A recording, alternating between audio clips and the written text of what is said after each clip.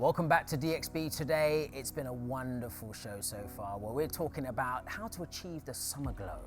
And our next guest is definitely going to help you achieve that. She has 25 years of laser and skincare experience. And her clients include everybody from royalty, supermodels, global CEOs. Let's welcome the legend that is Rebecca Treston, the founder of Rebecca Treston Method. Rebecca, such an honor to have you here. Thank you for having me. It's a great intro. Yeah, no, listen, you look fabulous, and how you're going to give us some tips and tricks how to other people can look fabulous as well. So tell us more about your experience in this field. Like we said, 25 years, but what made you I think it's actually more than 25 years. Yeah. Actually. That's been kind. Well, basically, I have been using energy-based devices and lasers probably since they were being developed. Yeah. And so I have grown with the industry, my experience, the technology has grown, the techniques has grown, and the method was sort of cultivated with many years of experience and seeing what could be used on what skins and how. And basically what we've done is just optimize these treatments to treat the patients, but not over say 6-7 months. We can do things in a very short time, using the right wavelengths, using the right energy, and more importantly over here, well, safely, but with not much downtime. Because the old lasers used to be quite aggressive, and so nowadays the technology has changed so much that you can really achieve great results, but with little downtime. So what would be your favorite treatment, which would be instant, very little downtime for just someone who has like an important event to go to, or maybe something that they just want an instant pick-me-up? So I wouldn't ever choose one thing. Okay. That's the art of it all, but I would use something like a pico laser or a Q-switch laser. That would sort of reach the deeper dermis, break down some of the pigmentation, but at the same time stimulate collagen and elastin and give a really lovely glow. And then probably mix it with a bit of BBL, and then either a light laser peel or a light chemical peel where there's no downtime, and then really see a nice change. It's so funny because I'm sitting here quite like starstruck, because to have you on the sofa, Rebecca, is amazing, because you are genuinely so well renowned in the city. And when I saw that you were coming on the show, I texted my WhatsApp group and all the girls were so excited, because your clinic really does stand out. And we know that we were mentioning in Dubai, my goodness, you can't move for skincare clinics. Yeah, it's overwhelming. But yours really stands out, and I want to know, what is it you think that your clinic does that really is so special, and why you're held in such high regard?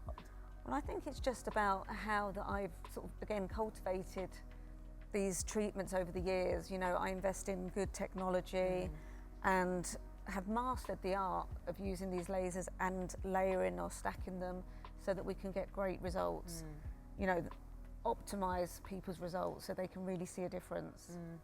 And the actual clinic itself, we have all the subspecialties, we do functional medicine, we have dermatologists, plastic surgeons, so we have to sort of take that 360 approach. Nice. We were discussing a little bit earlier with Nippon the difference between men and women's skin, but I want to know, being in a city like Dubai with such diversity and different skin types and colours, do you need to use different treatments for different skin tones? Yeah, definitely. You definitely have to be careful when you're treating darker skins. But again, because technology has come so far, we've got pico lasers, acoustic lasers, we have short pulse lasers now that we can pretty much treat all skin types, all types of treatments for anti-aging, no one's left out. With so many technologies, are there some that you think are gimmicky and you wish people would stop believing in? Gimmicky?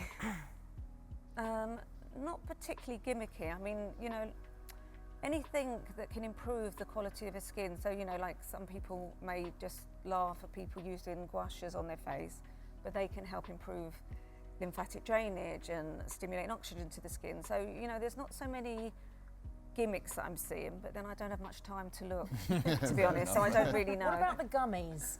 I feel like I'm being heavily targeted for gummies for my skin and my hair and my nail growth, the supplements, And there's always some influencer being like, hey guys, and tapping their nails on it. And I don't know if I should buy it. So I think, I low-key wanted to pick up something and do the influencer tap. I think in terms of getting extra collagen and elastin and things like this, I think some of them may be a bit, I mean, we don't know what they're putting in. And also the technique they use, if they have to really process something, I generally say to my patients, bone broth and good food and get it that way. Which brings you back to Lane. Polynucleotides? Yeah, Yeah. yeah.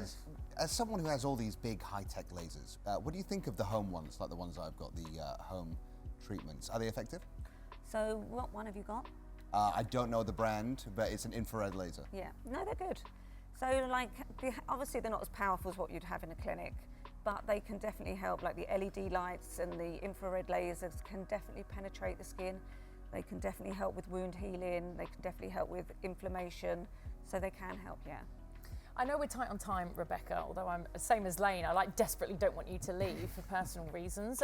Need to ask all questions. But listen, for anyone watching at home, and we asked the same to Nippon, but what would be the one top tip skincare for the summer, living in the Middle East, that you would say to people they must do, apart from It's the obviously same. come to your clinic?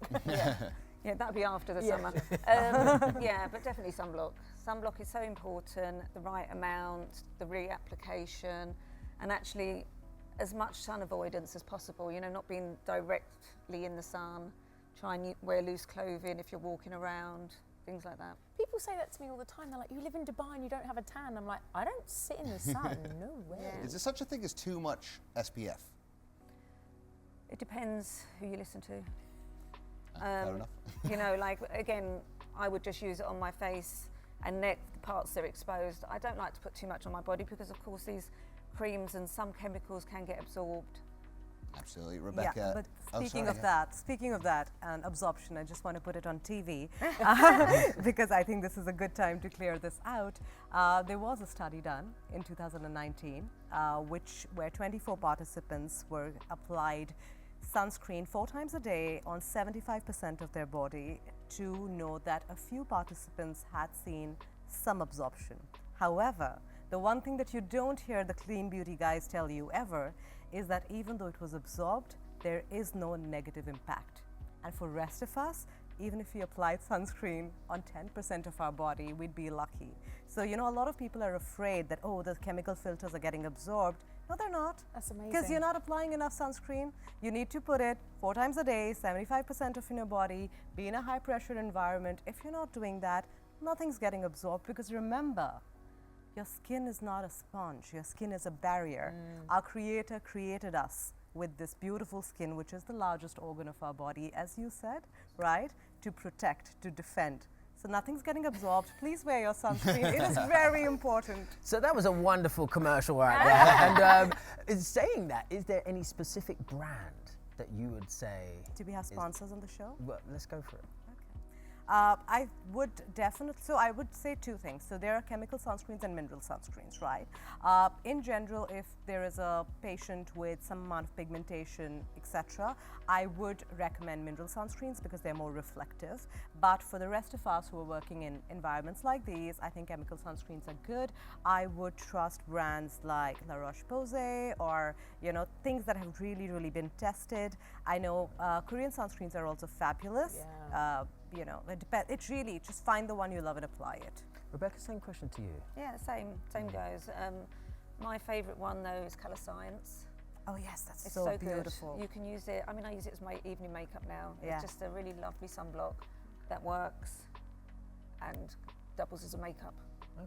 We need this, because we don't do this. Is what I'm saying.